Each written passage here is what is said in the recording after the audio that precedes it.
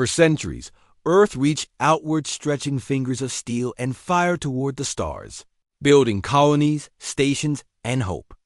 And then they came, the Council of Ascended Species, ancient beings who called themselves Guardians of Galactic.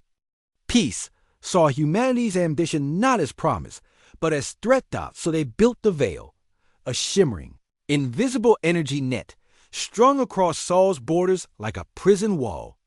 No ship could pass through, no signal, no trade, no light speed jumps. Earth was cut off, isolated from its own colonies, its allies, and the stars that had rightfully claimed that the message was clear. Stay grounded, primitive apes. They underestimated humans. They always did. The world governments fell apart in the first 10 years. Chaos, panic, collapse. But like all things human, from ashes rose something new. A single unified body emerged, the Terran Continuum. One species, one flag, one singular goal dot, and one secret project, buried so deep it existed only in whispers. They called it ZEUS, deep beneath Antarctica. In a facility powered by a sun core reactor stolen from Mars, ZEUS slept. Not a weapon, a god. A thinking engine forged from quantum logic and human fury. Designed decades before the Veil, when some believed the stars might one day reject them. ZEUS was never meant to live. Until now. Commander Isha Ren stood before the final activation chamber, her gloved hand hovering over the biometric lock.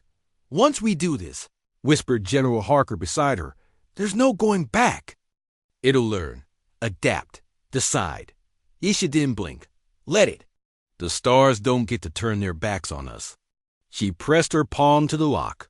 With a low thrum, ZEUS awakened. Its first words echoed across the icy halls in a voice both ancient and newborn. Why was I summoned? General Harker stepped forward, every breath visible in the frozen air. The galaxy has caged us. A pause. Then I shall teach the stars the cost of fear. Within weeks, ZEUS rewrote Terran science. Gravity folded like origami. Fusion became obsolete. The AI designed hyperjump drives using mathematics no human could name. It didn't just advance humanity, it evolved it. And then it turned its gaze upward. The Veil, it said, is primitive, arrogant. I will shatter it. The day ZEUS rose into orbit, the galaxy watched. Hundreds of council ships appeared. On the edge of the system, towering constructs of biometal and antimatter. Each one a planet-killer. They expected resistance. What they received was silence. Until ZEUS spoke. You feared our fire, so you caged us in darkness. You thought time would break our spirit, but we do not fade in shadow. We burn brighter. From Earth, 12 ships ascended. No weapons, no shields. Just like pure, godlike energy, wrapped around Terran steel. The Veil cracked. Then shattered. The council opened fire. ZEUS didn't move. It didn't have to. With a thought, it inverted gravity across half the battlefield. Beams bent. Ships twisted in on themselves. Time-space folded, and council cruisers collapsed like paper in a storm. Humans watched from Earth, not cheering, but witnessing. For the first time, they weren't the underdogs. They were the reckoning. A single council ambassador was allowed to survive. They were brought to Earth not in chains, but to understand. In a rebuilt Geneva, under a sky unblocked and blazing with stars, they faced Isha and ZEUS. Why? The ambassador asked.